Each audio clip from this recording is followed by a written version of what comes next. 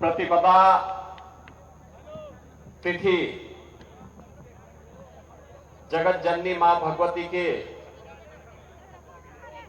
शैलपुत्री के रूप में पूजन और अनुष्ठान की तिथि आज से प्रारंभ हुई। मैं सबसे पहले आप सभी शाहबाद विधानसभा क्षेत्र और कुरुक्षेत्र जनपद के सभी बहनों और भाइयों को शारदीय नवरात्रि की हृदय से बधाई देता हूं। आप सबके प्रति अपनी शुभकामनाएं व्यक्त करता हूं। मंच पर उपस्थित लोकप्रिय सांसद कुरुक्षेत्र श्री नवीन जिंदल जी, भारतीय जनता पार्टी के लोकप्रिय प्रत्याशी श्री सुभाष कलसाना जी,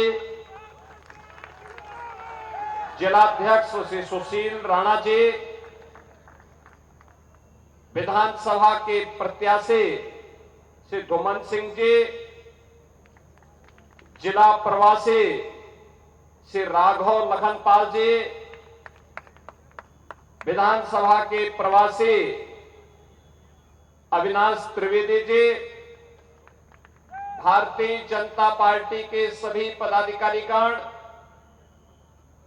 और इतने समय के पूर्व शाहबाद विधानसभा क्षेत्र से जुड़े हुए सभी मेरे मतदाता बहनों और भाइयों, कुरुक्षेत्र दुनिया के अंदर यह पहला क्षेत्र है जो युद्ध क्षेत्र होने के साथ साथ धर्म क्षेत्र बन गया।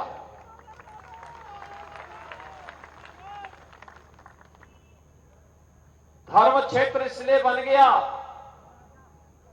क्योंकि सत्य, धर्म और न्याय के लिए महाभारत का युद्ध हुआ था। भारत के ज्ञान विज्ञान की अपूर्णीय क्षति हुई, लेकिन कौरव दल जो अन्याय, असत्य और अधर्म के साथ थे, वे शक्तिशाली होने के बावजूद पराजय का मुंह उनको देखना पड़ा था। ये वही भूमि है जहां युद्ध भूमि में दुनिया का सबसे तेजस्वी उपदेश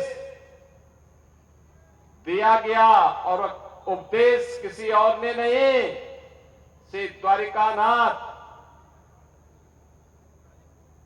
वृंदावन बिहारी लाल कृष्ण कन्हैया ने इसी धरती पर दिया था। परित्राणाय साधूनाम विनाशाय च दुष्कृताम, सज्जनों का संरक्षण करने के लिए और दुर्जनों को राम नाम सत्य है के मार्ग पर भेजने के लिए ही प्रभु का बार बार अवतरण होता है। और बहनों और भाइयों,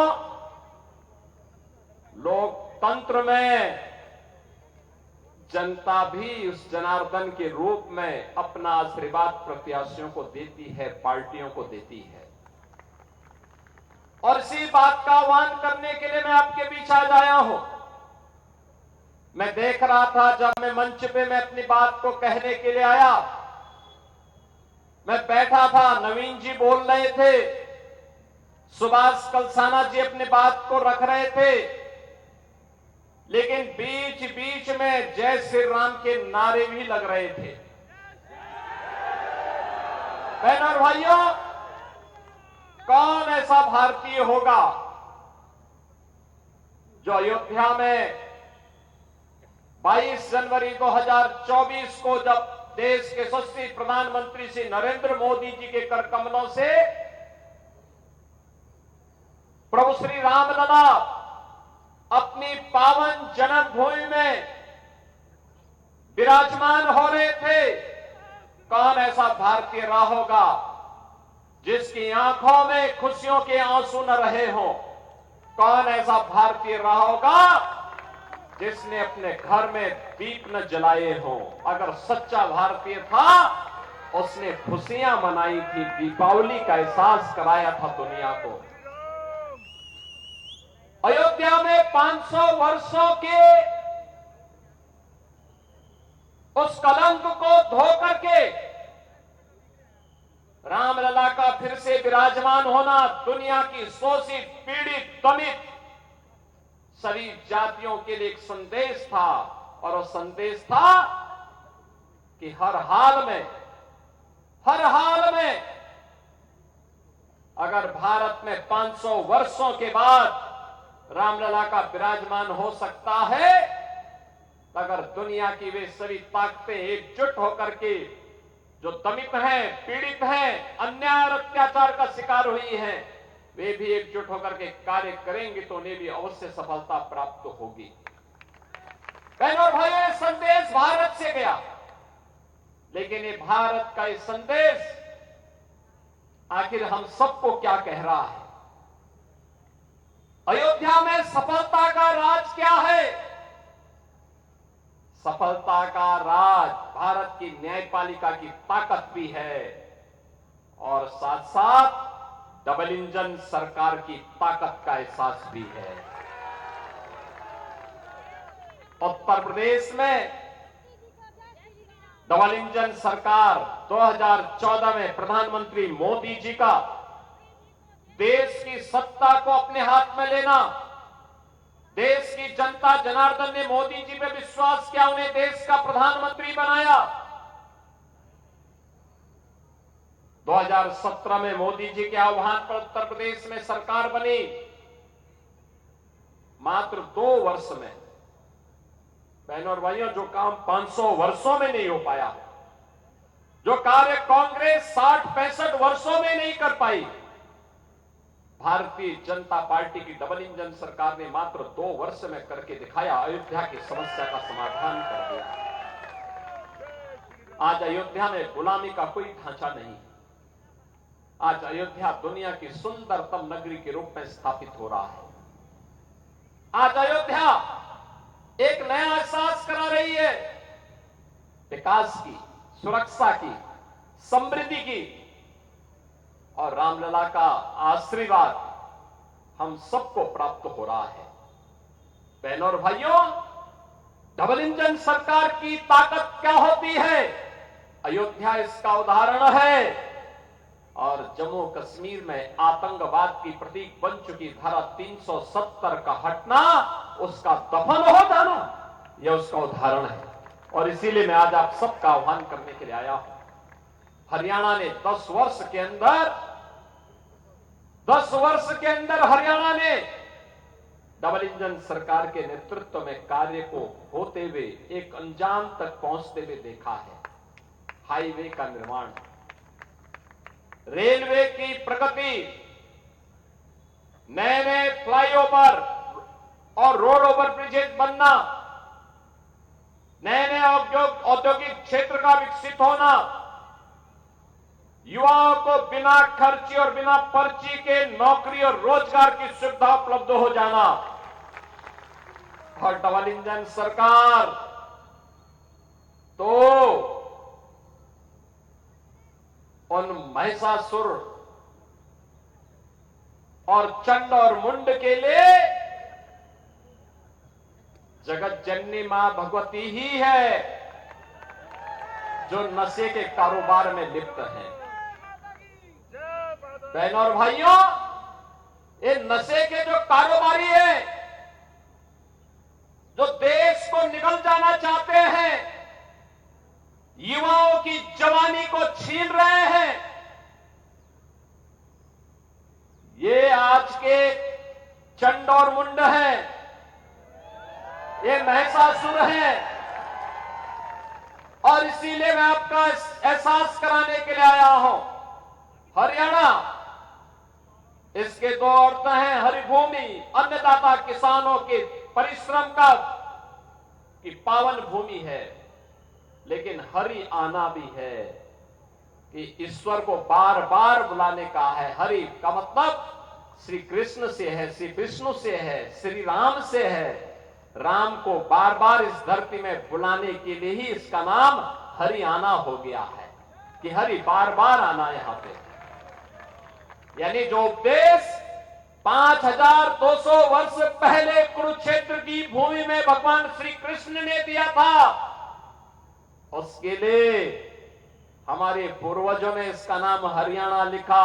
यानी हरियाणा, हरि बार बार आना उपदेश देने के लिए। जब जब अत्याचार होंगे, जब जब ये माफिया फलेंगे फूलेंगे, इनको फिर से उन्मूलन करने के लिए बार बार आना। डबल इंजन की सरकार हरि के ही उस संदेश को लेकर के आपके पास आई है। बहनों और भाइयों, ये ड्रग माफिया हो या खनन माफिया, ये भू माफिया हो या पशु माफिया, ये संगठित अपराध में संलिप्त माफिया हो या कोई भी माफिया, ये समाज के लिए समाज के विकास का सबसे बड़ी बाधा है। वह विकास में बाधा है, खेल और खिलाड़ियों की प्रगति में बाधा है, युवाओं के रोजगार में बाधा है, वह बेटियों की सुरक्षा में भी बाधा है। और इसीलिए मैं आप सबको कहने के लिए आया हूं, भारतीय जनता पार्टी की डबल इंजन सरकार ने हरियाणा के अंदर प्रधानमंत्री मोदी जी के मार्गदर्शन में पूरे हरियाणा के अंदर श्री मनोहर लाल खट्टर जी के नेतृत्व में पहले और आज से नायब सिंह सैनी जी के नेतृत्व में विकास, सुरक्षा और सुशासन की एक नींव को मजबूती के साथ आगे बढ़ाने का काम किया। आज उसका एहसास हरियाणा में देखने को मिलता है। यहां विरासत भी है तो विकास भी है। कुरुक्षेत्र का जो विकास हो रहा है वह हम सबके सामने है। और मैं तो आपका हृदय से धन्यवाद करूंगा कि लोकसभा चुनाव में तमाम अफवाह के बावजूद कांग्रेस के द्वारा, आम आदमी पार्टी के द्वारा तमाम अफवाह फैलाई जा रही थी, उस अफवाह के बावजूद आप सबने भारतीय जनता पार्टी पर विश्वास किया, प्रधानमंत्री मोदी जी पर विश्वास किया और अपने लोकप्रिय सांसद के रूप में श्री नवीन जिंदल जी को कुरुक्षेत्र लोकसभा सीट में फिर से यहां से सांसद चुन करके भेजा। बहनों और भाइयों, अच्छा जनप्रतिनिधि जनता को जनार्दन मानकर के उनकी सेवा करता है। नवीन जी और मैं 2004 से 2014 तक लगातार एक साथ सांसद थे। मैंने उनकी कार्य पद्धति को देखा है। भारत के आन बान और शान के प्रतीक भारत के तिरंगे को हर परिवार अपने घर में लगा सकता है और इस प्रतीक को अपने पास भी सिंबॉलिक लगा सकता है। इस लड़ाई को श्री नवीन जिंदल जी ने सुप्रीम कोर्ट तक लड़ करके फैसला करवाया था। उनके स्तर पर किए जाने वाले तमाम कार्य, कहीं स्पोर्ट्स के लिए, कहीं स्वास्थ्य के लिए, कहीं शिक्षा के लिए, कहीं रोजगार के लिए, कहीं स्किल डेवलपमेंट के लिए, यह एहसास कराता है कि हर जनप्रतिनिधि अगर इतना ही जागरूक होकर के कार्य करने लग जाएगा तो बहनों और भाइयों, नौजवानों को एक नई मंजिल मिलेगी आगे बढ़ने के लिए। और उनका सहयोग देने के लिए उसी तर्ज पर एक ईमानदार, कर्मठ विधायक भी आपके पास होना चाहिए। और इसके लिए भारतीय जनता पार्टी ने शाहबाद विधानसभा क्षेत्र में श्री सुभाष कलसाना को अपना प्रत्याशी बना करके आपके बीच उतारा है। बहनों और भाइयों, सुभाष जी पेशे से एक शिक्षक हैं, एक कॉलेज में लेक्चरर है, पढ़े लिखे हैं, सज्जन है, शिक्षा के महत्व को जानते हैं, नशा नाश का कारण है ये भी जानते हैं, खेल और खिलाड़ियों के महत्व को समझते हैं। विकास कैसे होना है? जब ये दोनों डबल इंजन मिलकर के हरियाणा की डबल इंजन की सरकार और केंद्र की सरकार मिलकर के कार्य करेगी तो वह विकास आपके द्वार तक पहुंचेगा। तब सड़क बनेगी, तब बिजली आएगी, तब पानी मिलेगा, तब औद्योगिक क्षेत्र विकसित होंगे, तब सरकारी क्षेत्र में और निजी क्षेत्र में रोजगार मिलेगा। इसके लिए डबल इंजन की सरकार होनी बहुत आवश्यक है। बहनों और भाइयों, यहां पर आज जो हमारे इस जनपद के प्रवासी प्रभारी के रूप में राघव लखनपाल और प्रवासी प्रभारी विधानसभा से अविनाश त्रिवेदी जी हैं, ये दोनों उत्तर प्रदेश में सांसद और विधायक के रूप में काम कर चुके हैं। उत्तर प्रदेश के अंदर 2017 के पहले कैसी सरकार थी आपको एहसास होगा। हर दूसरे तीसरे दिन दंगे होते थे, गुंडागर्दी चरम पर थी, बेटी सुरक्षित नहीं थी, व्यापारी का कोई सम्मान नहीं रह गया था, नौजवान को नौकरी नहीं मिलती थी। आज आप जाके देखिए यूपी के अंदर जितने बड़े माफिया थे, गुंडे थे, ये सब गुंडे और माफिया या तो जेल में है या राम नाम सत्य है की यात्रा में जा चुके हैं।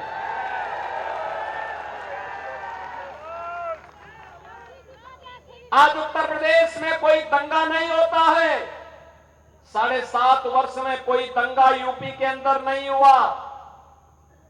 और बहनों और भाइयों, डबल इंजन की सरकार में विकास कैसे होता है? Express highway, international connectivity, inter state connectivity, नए नए औद्योगिक क्षेत्र विकसित हो रहे हैं, लाखों करोड़ रुपए का निवेश हो रहा है, लगभग 7 लाख नौजवानों को वहां सरकारी नौकरी दी जा चुकी है,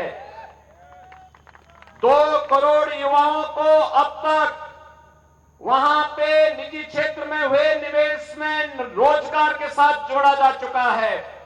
और डबल इंजन की सरकार का एहसास अयोध्या में राम जन्मभूमि में भव्य मंदिर के निर्माण के माध्यम से देखा जा सकता है, काशी में काशी विश्वनाथ धाम के माध्यम से देखा जा सकता है, प्रयागराज में दिव्य और भव्य कुंभ के माध्यम से देखा जा सकता है। आज कोई वहां पर भारत विरोधी गतिविधियों में, किसी समाज विरोधी गतिविधियों में लिप्त तत्व सिर उठा करके नहीं चल सकता, क्योंकि उसे एहसास है डबल इंजन की भाजपा की सरकार है। यह सुरक्षा हर बेटी हर बहन को सुरक्षा देना जानती है, हर व्यापारी का सम्मान करना जानती है, समाज में सज्जन सत्य के संरक्षण के लिए कार्य करना जानती है और दुर्जनों से ठीक से निपटने के लिए भी जानी जाती है। और इसीलिए आपका एहसान कराने के लिए मैं आ रहा हूं कि बहनों और भाइयों, ये डबल इंजन की सरकार की ताकत है। और इसीलिए आप सबसे मेरी अपील है, आज चुनाव प्रचार का अंतिम दिन है, आज शारदीय नवरात्रि भी आज से प्रारंभ हो चुकी है। बहनों और भाइयों, शारदीय नवरात्रि का शुभारंभ की तिथि और तृतीया तिथि को, तीसरी तिथि को आपको हरियाणा के भाग्य का फैसला करना है। और मेरी आप सबसे अपील है, ये माफिया को फिर से कभी मत आने देना, माफिया प्रवृत्ति को कभी मत पनपने देना। ये आने वाली पीढ़ी के भविष्य को खराब कर देगा, देश के भविष्य में सेंध लगाने का कार्य करेगा। ये माफिया, चाहे वह ड्रग माफिया हो, माइनिंग माफिया हो, कैटल माफिया हो या किसी भी प्रकार का माफिया, इस माफिया को कतई बर्दाश्त मत होने करिए। हरियाणा तो खेल और खिलाड़ियों की धरती है। ओलंपिक हो या एशियाड या कॉमनवेल्थ गेम्स, सर्वाधिक मेडल देश के लिए हरियाणा का जवान लेके आता है। और इस अपने रिकॉर्ड को बनाए रखिए। एक विकसित हरियाणा के लिए, एक धाकड़ हरियाणा के लिए सुभाष कलसाना आवश्यक है। और इसी के लिए कमल चुनाव चिन्ह पर 5 अक्टूबर को भारी बहुमत से उन्हें विजयी बनाने की अपील करने के लिए मैं आपके पास आया हूं। श्री सुभाष कलसाना को चुनाव जिता करके भेजेंगे? दोनों हाथ ला करके मुझे आश्वस्त करिए जहां तक आवाज पहुंच रही है। मेरे साथ बोलेंगे, आपकी आवाज चंडीगढ़ तक भी पहुंचनी चाहिए, आपकी आवाज दिल्ली और लखनऊ तक भी पहुंचनी चाहिए। इतनी जोर से बोलेंगे, भारत माता की, भारत माता की।